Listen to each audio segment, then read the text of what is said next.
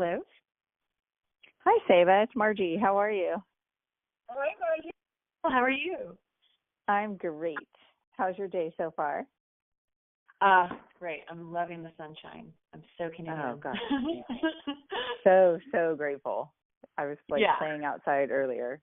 Definitely needed. Oh, yeah. Vitamin D. I know. And just I love the birds are chirping outside. And I was with a 6-year-old yesterday, and he's like, look at this stuff on the grass. I just love that. And it was dew. He said, it looks like silver, glittering. I was like, my little heart, I was like, oh, gosh, so sweet. And to notice something so tiny, right, in this world, it was perfect. It was perfect. Yeah. Anyway, I'm so happy to talk to you. Yeah, likewise. So I know that we have you on the Basmati site and listed, and we've answered a few questions, but tell me just a little bit about you, who you are, not what you do, but who you are. Yeah, good question. Oh my God. Well, let's see. I can tell you that I live very physically. I am definitely a person of intellect and also a person of physicality. I feel like expressing myself through my embodied state is pretty much the most joyful thing happening at any time. So I find that it creates quite a unique perspective in life, and I'm very grateful that for whatever reason I came oriented this way. So that does seem to be a primary expression for me as a human is that I love all things physical and really feel the sensual realm has and is an intelligence that few of us have really tapped into simply because of our conditioning and lifestyles, and I feel like that's coming for all of us, this very physical, sensual experience, and I'm really excited about it. Yeah, me too. It's really beautiful to watch people transform actually throughout, right? Isn't it a great gift we give ourselves and humanity as a whole and the earth? Yeah. So how did you get here? I know you and I have talked, but to the point, I know you went on a walkabout. So do you want to tell me a little bit about that and how you started on that journey? Yeah. So I started off many years ago being a very physical human. I knew that I wanted to work with other people physically. I just knew that I wasn't sure how that was going to happen and what type of modality or what type of expression. But anyway, ended up pursuing structural body work and had a really great practice going in Austin, Texas for over a decade. Beautiful community, beautiful human beings. Love Austin. I know. So great. It was so special. It was a really special time in my life, actually. It really was. It's just tremendous growth and experience. I worked with a bunch of manual therapists, PTs, and learned just so much from them. And it was just, beautiful time. And that being said, I was beginning to, I progressed, of course, as we will in our modalities, and began to really expand my perspective and wanted to expand that into my practice, of course.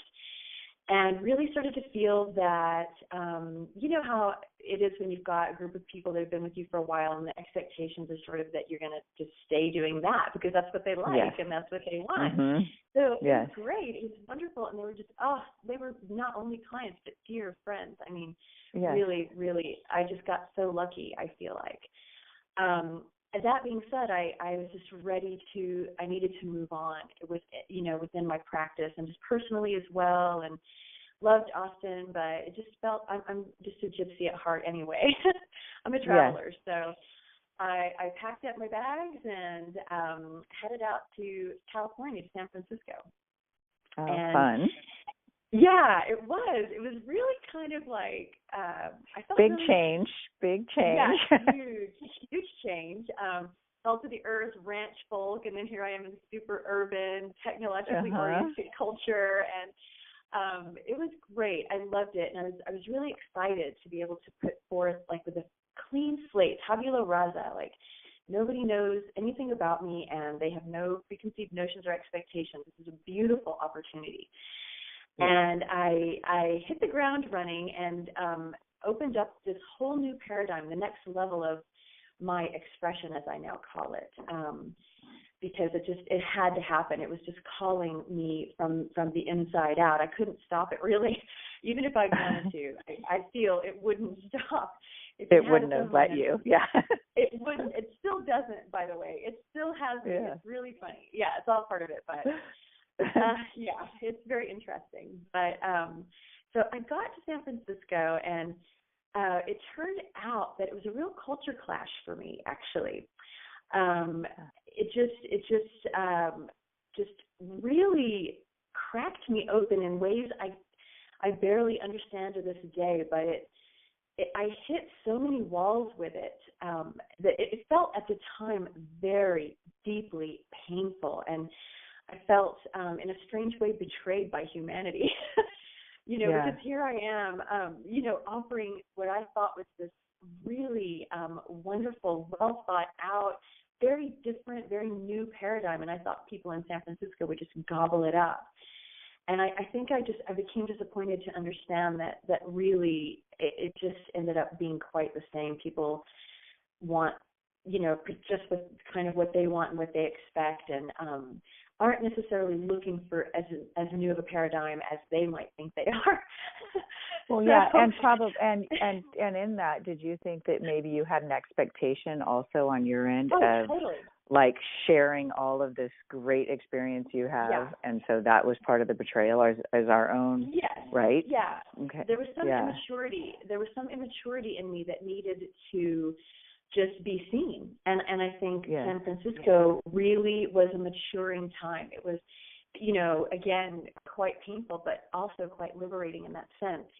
I had to grow up and understand, not everybody's just going to do backflips over this. This is, it's new, it's kind of weird, and, it's different. And it was pretty, not very childish, but it had some aspects of immaturity to it that needed to be cleaned up, and that did happen.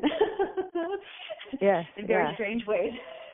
So that's a great lesson for us, right? That sometimes even when we see that these blocks are coming up, it's mirroring to us where our potential growth can be, right? Yeah, exactly. Yeah, it's if we can stay clear, and trust me, I was murky quite a bit. But I understood. Yeah, I've always understood that something bigger is moving. For whatever reason, I have just always known that, just very deeply been clear about that. I think it's part of being very physical and being tuned to the real flow of our natural reality. Yeah. And I've also traveled a bit, and I've also started from scratch many times. And so it was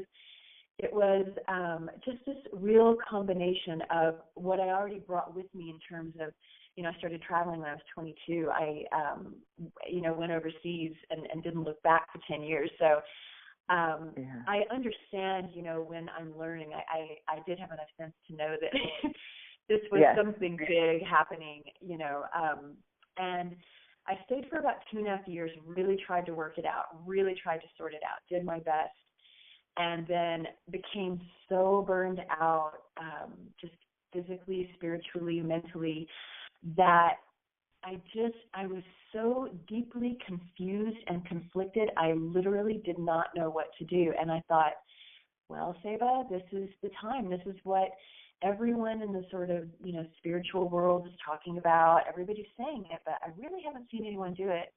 Just step into the void. I understand that I resonate with the void, and I needed to put myself in the position in order to, I knew conceptually that I had to do it physically or it would never be real for me. Yes. So I quite literally, I had already sold a lot I moved from, Austin with a lot of stuff and really pared down coming. So I was already close to being ready for this. I have a feeling I knew all of it was happening anyway. Yeah. I think it really started back in Austin when I left, but, San Francisco was perhaps just the interim. And so I whittled down to just a backpack, sold literally everything and jumped. I contacted an ashram. I found this, for lack of a better term, spiritual teacher that I really resonated with, and I felt like she had something really wonderful and connective with me. And she was teaching at an ashram. Oh, excuse me, I'm sorry, that's come out. Yeah, I will not bother with that. And I thought, okay, I'm going to go and just sit with her and just see what arises. I'm just going to, see what happens. I don't even know what's happening right now. So, I'm just going to do this. And I organized a work trade with the ashram. I was going to exchange my body work for, to be able to sit with this guru. So she can tell me what I'm going to do with my life. Yeah. She's now going to be the one that's going to tell me where to go and what to do. And so anyway, long story short, I get there. I arrive at this ashram. It's me and a couple of other women. One woman was from France. The other was from Costa Rica. And the owner, who's another American. And so she shows us where we're going to stay. And it's like, oh, this is going to be so great. I can't wait. This guru is going to just, tell me all the things I need to know. And we come up for dinner.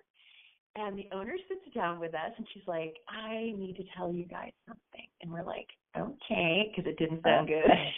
Yeah. Uh-oh. She goes, yeah, we're like, She's like, the guru is not, she didn't say guru. I'm just jokingly saying the guru. The guru has left. And we're like, by left, do you mean like dinner? I mean, we're on a mountaintop, Margie. Like, we're isolated. We're on a mountaintop in Costa Rica. There is nothing around. We have no people. The owner has, but those of us who have flown in, are just there. And this is supposed to be 5 or 6 weeks, I can't remember, of just sitting up here. And so it's like, she's like, no, she's gone. I just went up to get her to come meet you all, and she is gone. She's packed her bags and left. I mean, the owner is happy as day. shocked as we are. We're all just like, whoa. Like, is this for real? Because this ashram had been functional for a year. So this was the last block of time before they were going to break for the summer, and we are literally just looking at her like, no. And I'm thinking to myself, no. Please. What? No. All of my answers were supposed to be given to me right here, right now. Yes. Oh my God. This is not happening. I thought it was hilarious, like so very ironic. Yes. So anyway, it was crystal clear what the message was there. Yes. Crystal clear. So, it was pretty obvious to all of us. And the Costa Rican girl went back, she was from nearby. So she was just like, okay, well, I'm out. I'm going home. Yeah. I'm okay. See you guys later. And the girl from France, however, was sort of in the same boat as me, although she did have a home to go back to. But I have nothing to go back to. I have nowhere to turn. You have your backpack. Yeah. Literally. Yeah. And just no plan. Like, no, this was my plan. And it's gone. So I asked the owner if I could just stay. I said, look, I hate to tell you, I have nowhere to go. I don't know what I'm doing. I've just fled my life. And I need to sit. I just need to sit. And she was so lovely. She's like, absolutely, because she was there too, in the same boat. So we all, the three of us, the owner, the French girl, and me, we sort of just wandered this property. We all just kind of went our separate ways. We decided we all were going to be sort of in quasi-silence, give each other our space, to just go deep. Yeah.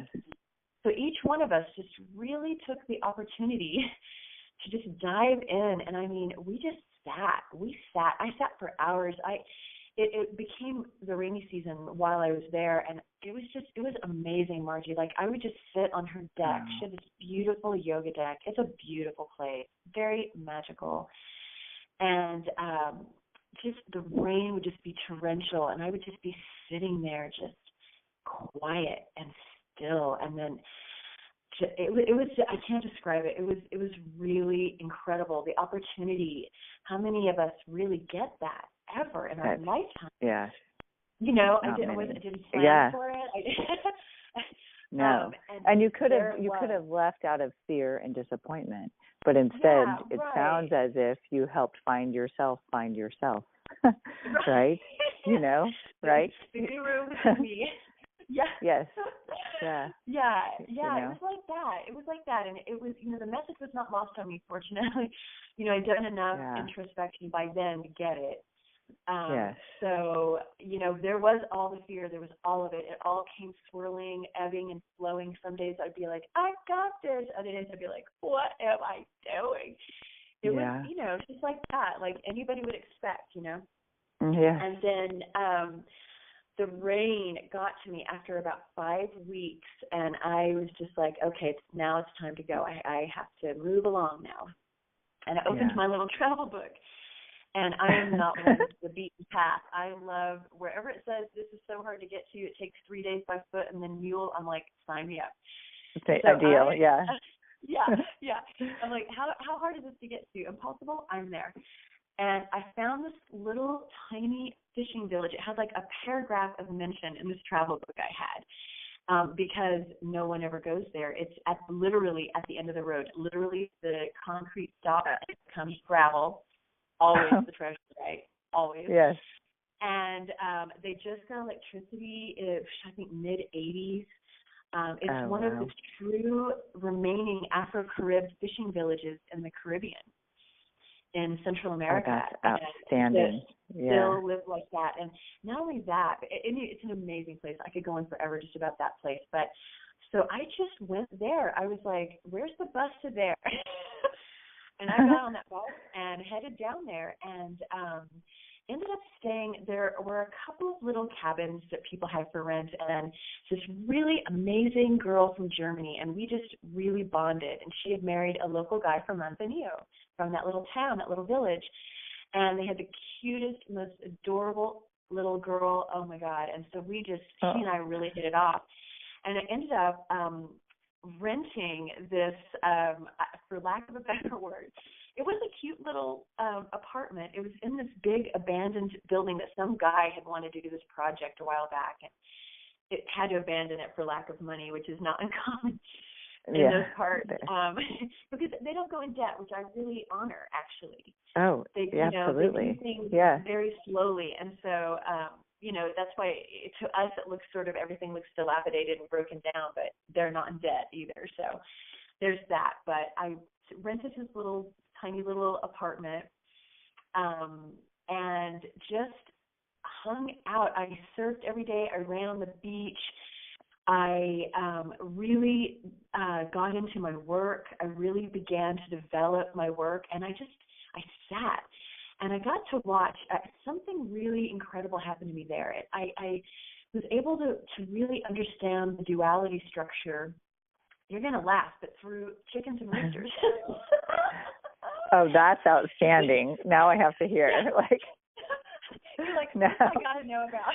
I'm picturing my brother's chicken coop in the back with his chickens and roosters and his quails, and I'm thinking, oh my gosh, I'm just, I'm going to do this. Yeah, I'm going to go check this out.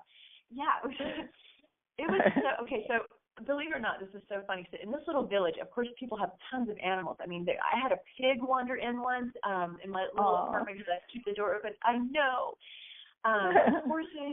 Horses would go through. I would just look out in my little yard, and there would just be who knows what, all kinds of animals, and monkeys everywhere. It was so fun. So anyway, there were lots of chickens and roosters, if you can imagine, and I would just sit and watch their behavior, and I started to see very clearly that their behavior pretty much is like us, like our culture. It was.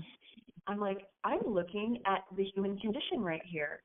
What really struck me, seriously, it was quite eye-opening. What got me one day as I was watching them, so of course, one rooster would always have about 2 or 3 hens clucking around with them and little babies running around. and this hen, I had a big hedge, and I had a little yard and a big hedge separating me from the other property where I was living, and there was a hole in the hedge, and this hen got herself through this hole, in other words, out of sight of the rooster. He bolted after her and chased her, like pecked her back through. And I thought to myself, aha. I now understand all of the male-female relationships. That's how they work. Seriously, I was like, I get the structure. It's just set up like this. This is just where this reality is right now. And I know it sounds very strange, but it really kind of broke a lot of the duality code for me. It doesn't sound strange, actually, because right? Because if you actually watch nature, I grew up with horses and pigs and everything. You can actually see how that structure. Yes. Isn't it so fast? The animals really play right out in front of us. Yeah, it's amazing. And so that, led me into looking at my duality patterns because they were torturing me, and I didn't know quite how to break them. I've studied non-duality and understood some of the, a lot of the principles quite deeply, but it's the application, right? It's always where do we find the theories abound. It's the application I find that's really needed, and in fact, it's where I began to make my map of bridging the gap from our duality structure into our multidimensional structure, physically and mentally. And so I really started to dive in, and it just jettisoned me into a whole new paradigm of clarity about who we really are and the true nature of our reality, etc. And so, and then at the same time, I'm on this walkabout, and I really don't know what's happening, and money is just dwindling, and I'm thinking, okay, I really am just letting go, and I'm just going to be guided. It was just this true application of stepping into the void. And trust, right? Just and not even like the mental trust that we think about, but there's something that happens in our heart and this expansiveness when we're there that allows us to do the practical application of that, right? Yeah. But that's you totally nailed it. Yeah. It's a feeling that is So you kept on with your little walkabout. Yes. So my time, I was in Manzanillo for a year actually, and it was incredible. I just could go on about it forever, but I won't here, I know. But it came time for the change, and actually a giant tree fell on the house I was staying in. So that to me was like, it's time to go. Yeah. Okay, I'm listening. I'm listening. I see you. Namaste. Yeah. Yes. So I was like, alrighty, let me get my backpack out, and did not have a clue where I was going to go. And then a friend of mine, it just turned out all these things would happen. It was so interesting, Margie. It was like, right every time, I swear, I would think I was at a dead end, like, okay, now I've hit the end. This is it. Like, walkabout looks like it's coming to a close. And then and this is how I learned about the midnight hour, which is really now, which is the now. Yes. Which is the now, yes. Yes. This is where I figured this out. It's like, humans, as we are conditioned now, we keep thinking, we keep wanting to plan, and it does work to a degree, or we wouldn't have this culture and this society, et cetera. So I don't want to debunk planning and methodology and structure whatsoever. It's really just more about being integrative. And so in order to integrate the counterbalance of that, which is just completely letting go and going with the flow, et cetera. And so, so every time it would feel like things were coming to a close, like I've got no options now. I have no money. And so I was doing a little bit of my work, the Tau of Equipoise, wherever I could, yoga studios here and there, et cetera. And I would get clients, just literally enough, never too much, just enough, never too little. Yeah, it was always the perfect amount, although it was very challenging to stay out of fear about it. I mean, there were times when it felt like and there were a couple of days I didn't eat, et cetera. So I did experience some of all that. And it was my choice, and I was being okay with it. That was the meditation. Yes. So yes. a friend of mine calls me, and she's like, I really want to come and see what you're doing and check this out for a little bit of time, like just a couple of weeks. And if you want, if you help me with like travel and figuring out, getting the logistics, because she didn't want to travel by herself. So it worked out well. And she's like, so I'll buy your bus ticket down to Panama if you meet me at the airport. And I was like, well, all right, looks like Panama's where I'm going. Looks like Panama's the next door that opens for me, right? Yeah. Yeah. So it just kept going like that. It was fascinating.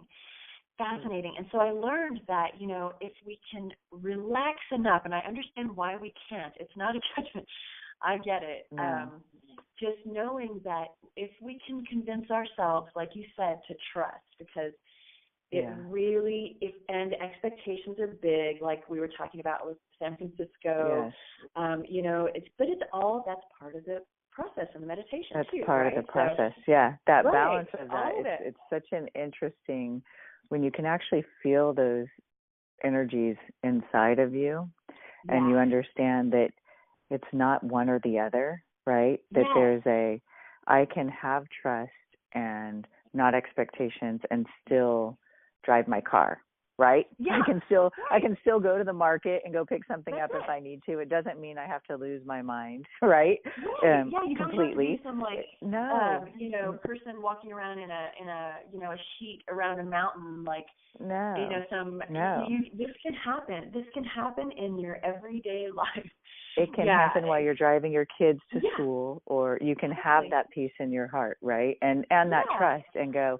I mean, it's what's really cool too is if when you feel that and understand it, it's you're driving your car and you get this feeling, oh, I shouldn't go left, even though that's the direction I'm supposed to go. I'm going to go the back way. And then later you hear from someone or on the news or something that there was a big accident or a tree fell in the road, and you're like, oh, that's why I was listening to that, right? So how did your family and friends feel about this whole adventure? Well, I'm glad you brought that up. Because I will say that I lost pretty much everyone over it. Yeah. Unfortunately. Yes. Yeah, I did. And it's interesting because I already knew that I would. I knew that I would. Yes. Not speaking badly to anyone, I had friends that I cried rivers over losing, but I knew that it was going to happen. I just did. It was just too much of a break for them. It was just too much for them.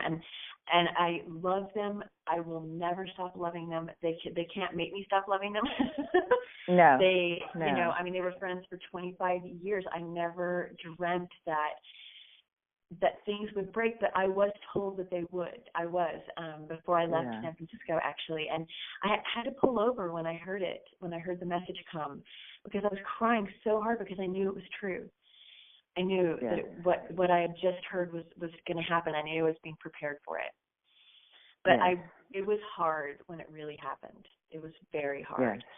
So I think, that's another part of the maturity for us.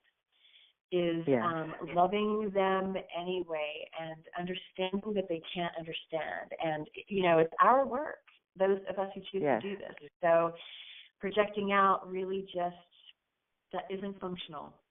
We all do it. No, it's not. Do it. I wish we could get that message out in the current climate that's going on right now, because it would settle things so much. Right? If there was a deep understanding of just letting people be and stepping back and appreciating everyone's path and journey, and not, in all ways. It doesn't mean, I had a teacher once tell me that the spiritual path is a very lonely one. So once you decided to step on it, right? But what I see now is that there are more people coming together in small communities, and it's still an individual. It is definitely still an individual journey. Yeah. But I find that more people are walking, right? But ultimately, don't you find that it's even with your partner or your husband, you still each have your own individual journeys. Now you can just combine that and be this bigger, expansive right? Energetic systems. Yes. That's how I view it. So it's a synergy. It's a synergy. Yes, it's part absolutely. of what I teach. Yeah, it's this is what I've come to in Tau of Equipoise. It's why I don't use the word structural integration anymore, because that felt so heavy and static. Yeah. Because this is really so fluid, and like I just picture this amazing fluid flame inside us that just is always flickering and flaring, and sometimes it's low and sometimes it's bright and blazing. Yes, and sometimes there's red and yellow and all these colors in it, right? Gold. Like so. Yes, gold and but it's a synergistic. It's a synthesis. It's a coming together. It's a cohesion, but it's also a throughness, so that it's not stuck. It doesn't just sit in the center. It moves through constantly and just interweaves and interplays, and so it's like that. Yes. And so now it's why I call it structural attunement, because it's a floating, moving, fluid, always changing thing. And so I've come to understand, just so much from this walkabout. I probably could write a book alone about that, but you should. So, I know, right? You should. It would be fun to probably to process it out, but so it was just all like that. It was meditation, and down in Panama, for example, when my friend left, and so here I am again. We ended up going to Cuba and back. It was amazing. It was how long did she end up staying? She ended up. She came to Panama for a couple of weeks. Then we went to Cuba for a month, and then came back, and she flew out. Oh, nice. Yeah, it was really amazing. And yet here I am again. No money. I'm down to nothing. I'm sitting at the end of the road in Panama at the Darien Gap. I don't know if you've ever heard of that place. I have not. The Darien Gap. It's what's in between Panama and Colombia. Okay. And the FARC lives in there. It's that, the rebel army, the Colombian rebel army. Okay, yes. And it's a hairy, scary, weird place. And here I was sitting down there. I found myself in the most interesting places. And I'm thinking, all right. Here I am. This is happening. And I was like, okay, I need to shift. This place is, I just need to not be here. And I'm thinking, how the heck am I getting out of here? I'm going to have to start getting my thumb polished for some hitchhiking, because I have no cash, nothing, no resources. But although a lot of people do hitchhike down there, so it's not that unusual and, a strange of a thought. Yes. And I was actually kind of looking forward to it. So somebody was headed from this little hostel where I was staying into this other little town. There wasn't even internet where I was staying. It was that tiny of a village.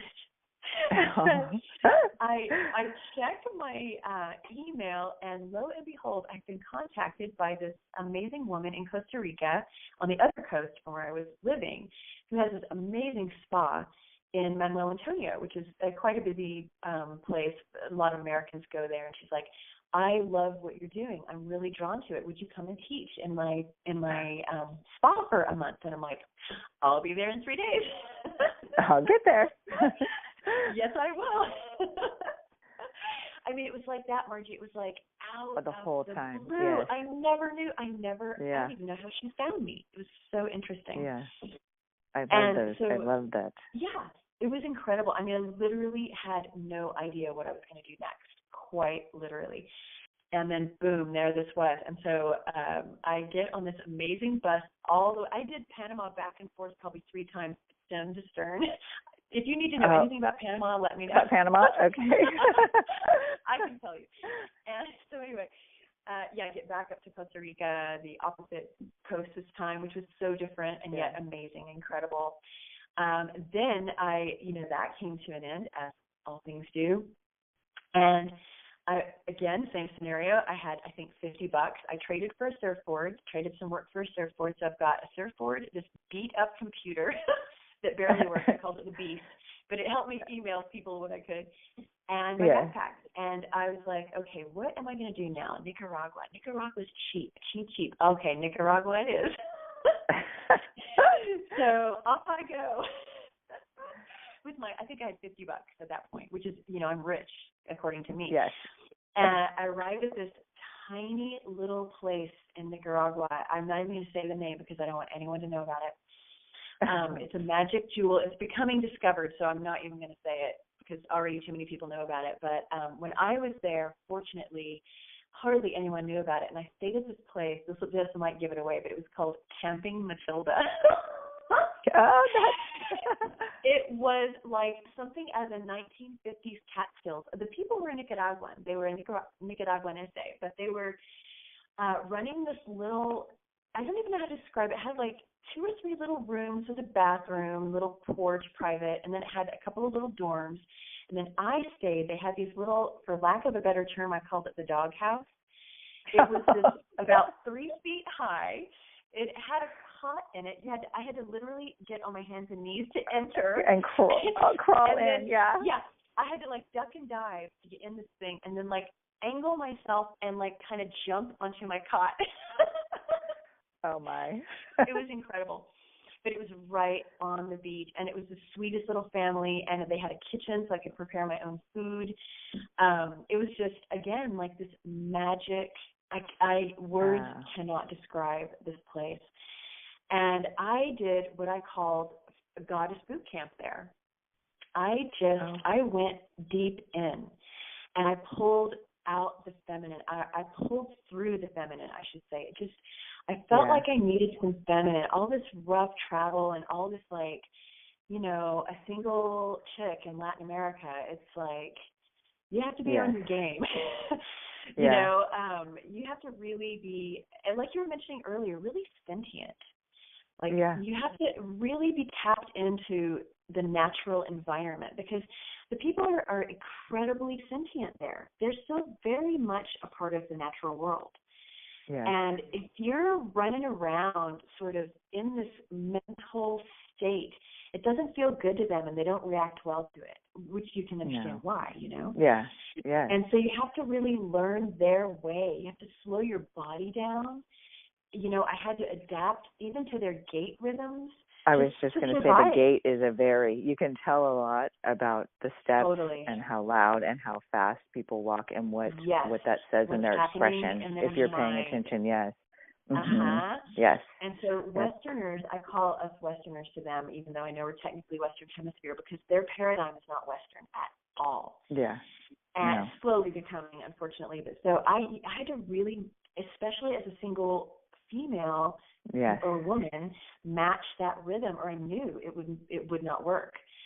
And so I began to become very clear about how excessively, for lack of a better term, young I had become in this, especially San Francisco. And I noticed, this is going to seem strange, but I always loved having really long hair.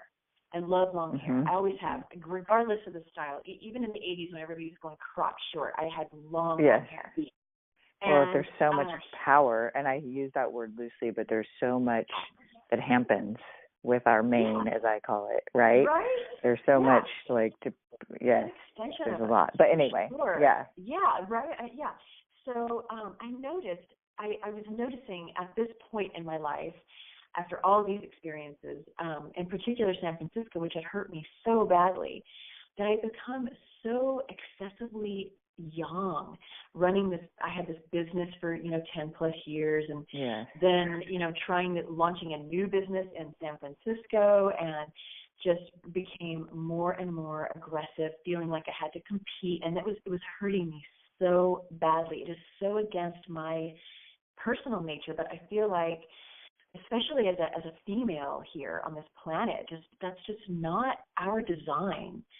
And I don't want to say that women can't be competitive, or I think it's all beautiful. It's just, if it's harmonic and it feels rhythmic, then I think it's okay. But this felt harsh and not part of who I naturally am. Not in alignment with who you are. Yeah. Yeah, I understand that. I feel attuned, and I noticed that my hair had gotten shorter and shorter over the years. Finally, in San Francisco, it was literally up at like a bump underneath my ears. And I was like, oh my God, I didn't even realize that. I feel like as I got more for me personally, out of balance in that arena, the loss of my femininity, because I felt I had to compete in this combative, yes, competitive world, I noticed it was like I have become really out of balance with my feminine self, really out of touch. And so I did Goddess Boot Camp, and I didn't speak to anyone really. Usually I'll make friends and sit by bonfires and, the whole bit. You know how it is when you travel. But this time I decided at Camping Matilda that I was going to really just go deep into the feminine, not just deep in, but pull out the feminine. So I would walk the beach in this gate, and I climbed trees. I became a cat, a panther, a jaguar. I can't even tell you. I pulled on every feminine animal energy. I would climb the rocks in this really cat-like way, really serpentine. I really brought sway back in to my. But what I feel you saying is that actually you allowed that to be expressed in you, and it was a way of being, like your natural state of being. It was not like, I'm just going to touch this for a second. You became that. Yes. And what a beautiful integration, right? Yes. What a beautiful gift. It was so incredible. It was about I don't know, maybe a month, I think, a period of time. It was incredible. It was like the work of 10 years. Because like you were saying earlier, I had the space to allow it with that particular lifestyle, and so I knew that these opportunities, that's why I was willing to starve. Yes. That's why I was willing to starve and suffer, Margie, because I knew the greater good was being served so incredibly. You know what I mean? It's kind of, I won't say I didn't have a few nights where my heart pounded out of my chest thinking, like, you are crazy, Ceiba. What are you doing? Yes. Like, why are you doing this to yourself? Just the fear sometimes would get like immense. But anyway, so there was that. But I always knew there was a bigger picture function to this, Mm-hmm. And we don't need that much food anyway, right? Right. Really, we can have a couple berries there now and again. No, you're so true. You're so right about that. It's like, it's again, true. The conditioning, the Western model of, all these expectations of how this looks and et cetera. So I came to zero cash again in this place. So I sold my surfboard for $50, and that got me to this little island called Ometepe, where I knew that there was this farm there where you could work for room and board. And so that was my destination. I'm like, okay, well, it's come to this. I now need to work for room and board, which I thought was a fantastic opportunity. So I get to this island, which is the most incredible, oh my God, it's an incredible place, in the middle of Lake Nicaragua, and found this farm and got myself aligned with the volunteering and stayed there for a few months, and that's where I met my husband. And turns out he was doing the exact same thing. Yeah. Oh, and where is he from originally? Where is he from originally? From Arizona. Oh, he is. Originally. Oh, so here too. Oh, so interesting. Super cool.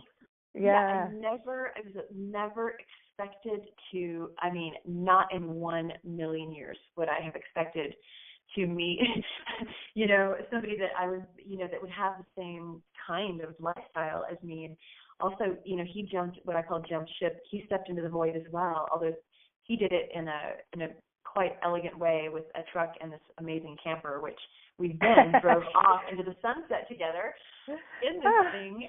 Yeah, and we spent a few months more. He had been there about 9 already, so he was almost there a year. And a few months there, and I was like, we need to get that truck fired up. He's like, I think I do. I've been here a while. Vines were growing through the engine. So he's like, what are you doing? He's like, let's go. So we fired that thing up and had the most amazing time you could possibly imagine. We went everywhere. He's bilingual. So, and I wasn't. I didn't know any Spanish, by the way, when I leapt into this Latin American void. Yeah, so it gradually came, but it was really interesting traveling with someone. But, the thing is, I noticed because he was bilingual, he was in his head so much about translations and things. It was really fascinating. because I'm going on. Oh, that's interesting. It was. Yeah, that's actually, I wouldn't have thought of that, but you're right. Yeah. It was an incredible observation, and we had a lot of conflict over it because I couldn't pull him into this. He was so locked into the academic, he had this degree, Spanish degree and et cetera, and he's like, this is how it is. This is the translation. And I mean, we would, it was really interesting, the discussions we would have about it, because I'm like, I didn't quite get that. That wasn't my interpretation or whatever. And anyway, it became clear how harsh we come across to other people in other parts of the world. Yeah. This Western mind, it's harsh. It's a bleak. I feel badly for them that they have to interact with us. It feels that way to them for sure, right? Because of yes. Yeah. So then you came back to California. So we traveled, and we each hit the very tip end of our monies, and that brought us back here. But we did it 4 years. Well, 2 separately, each of us, and then 2 together. And fun. It was irreplaceable part of my life. And so now we're here, and I'm coming out of hibernation and coming out of hibernation. Yeah, this Tau of Equipoise won't let me go apparently, so here I am. So here it is, and now you get to share that with all of us. Yeah. Yeah. So if you were going to share a statement of finding joy and contentment in this, it can be brief, but in the current world we live in right now, what are just a few things you'd say to someone? Joy and contentment? Yes. Or even trust, like whatever, just finding a piece of themselves that have been lost, because we all have that in us. And I feel like we get caught up in the day-to-day stuff. And, this is going to sound silly, but I practice finding joy cleaning the toilet, right? Yeah. Because when I can do that, I can do that when someone cuts me off, or, so in this day-to-day hectic life, when we can understand trust and love and joy in our tasks that we have to do, I think that shines out. And that has to start from knowing that we have that inside of us. Yeah. And is there just a couple little things that you might share? And if someone wants to get a hold of you, then they can get a little more detailed about that. Yeah, absolutely. I ended up actually literally designing an application toward that end, believe it or not, just from everything I actually didn't know that, guys, just so you know. That's cool. I call it a map. And what it does is it quite literally highlights the structures that we're conditioned with. And when I mean the structures, I mean the thinking patterns, the thinking mechanics. Just like we have physical gait mechanics or movement mechanics, we also have thought mechanics that have a particular design, a particular structure. And so I would say, number one, definitions. Definitions are a big deal. We have definitions in our heads that we probably don't even know where they came from. We've never questioned them.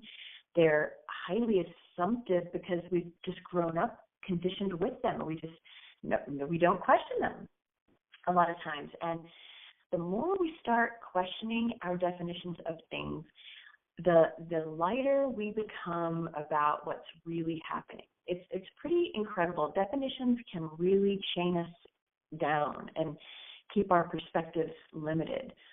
But when we really start to question and inquire into how we're defining, interpreting our reality and what's happening, it can be quite liberating. It's like it can really open the picture up quite a bit when we start questioning our own definitions.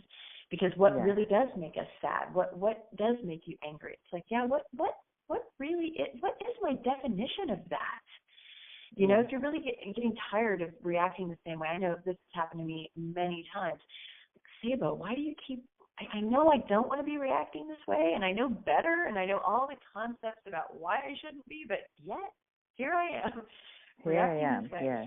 Yeah, it's like, okay, well, what is your definition about this then? It's got to be something you're holding tight to that you might not even know you're holding tight to. And so once I started really cracking into that, it started to loosen up a little bit my context, and I started to allow for some differences and some opposition to be completely okay. You know, it's like, trust that even when something really terrible happens, that why are we defining it as terrible? And I mean, I know some things can be easily defined as terrible. I don't mean to say that, you know, we have to challenge all of these definitions within ourselves, but just really beginning an inquiry as to, you know, how do you really see the world? And if you're in pain, you know, what are some of the definitions around that? And, you know, it could be that it's time for a maturing. I think that's part of what's happening to our culture right now. We're in a time of maturation, and as we can see, it's radical and painful, and it requires a lot of self-challenge and self-inquiry. And we just have to be okay with that pain. And you know, rather than defining it as negative or bad, it can just have a neutrality. It's just having a neutrality, yes. Mm-hmm. Yeah. Finding a neutrality. And once that doesn't trigger you, it's amazing what can flow in, right? It's amazing, what can flow in. It frees you up. It frees you up. It's like that you don't have to be worried about everybody else now. It's like you can just go your own beautiful journey. And it's always going to have bumps. It's going to have some slaps and some knockdowns. That is always going to be there. No one's getting out of that. Not one human on this planet gets to escape that. But when we take the definition out of those things, it allows it to be an experience. I don't think that this life was meant to be this horrible struggle that that some people think, right? Just a progression from one thing to another, and they're just different experiences. And so when we can view it that way, it doesn't mean that there's not a lack of compassion or empathy or love. I feel like there's more when we do that, right? Because there's a bigger understanding of the whole, right? Mm-hmm. So that's it. The big picture. Super cool. It's big picture thinking. And part of the duality construct is severing us from the big picture. That's the mechanism of that construct. It's divisive. It's not inclusive. It's binary. It forces us to choose between. So I've got this mapped out because I feel like when we can physically see it, like in a literal map, it's like, oh, I didn't even know that mechanic was operating in my thought construct. And then, you know, we figure out how to bridge the binary structure into what I call multidimensional, but just even three-dimensional, which is really the nature of this reality. We're not two-dimensional, we're three. And so three-dimensional structure is inclusive and constructive. So that is my life's passion, is to make these maps that are bringing us from this painful, separative, destructive, confusing duality that we don't even know is operating from this conditioning in our thought mechanics into this inclusive, constructive throughness of experience.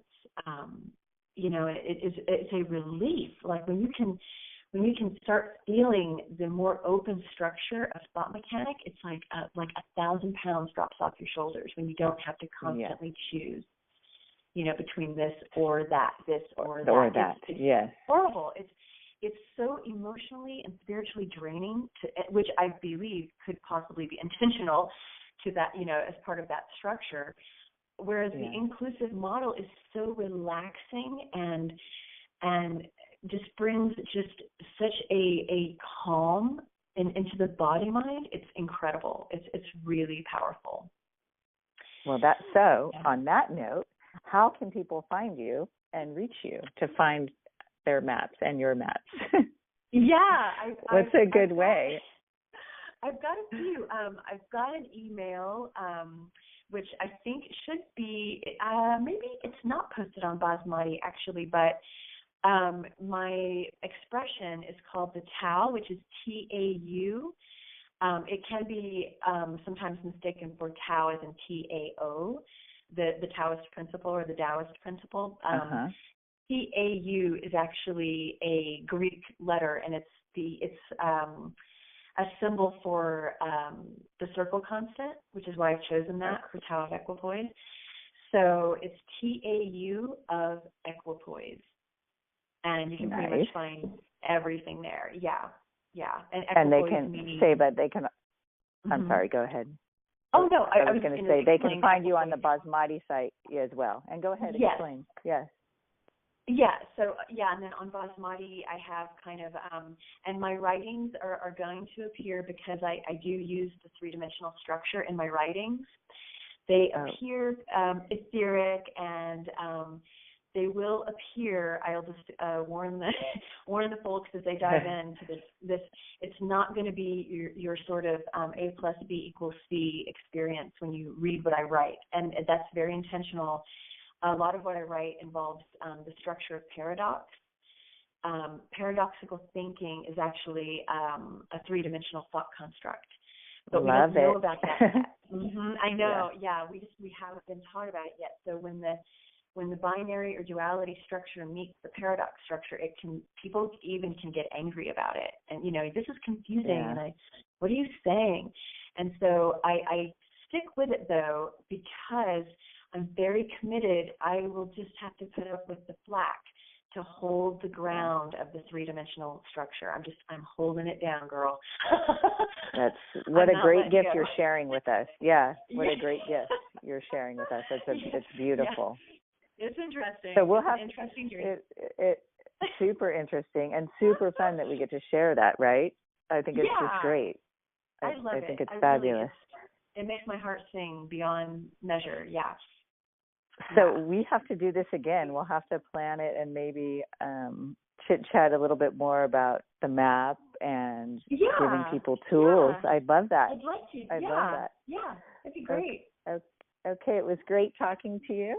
And I will talk to you soon. Thank you so much. All right, Margie, of course. Take care. Have a great day. Bye-bye. You too.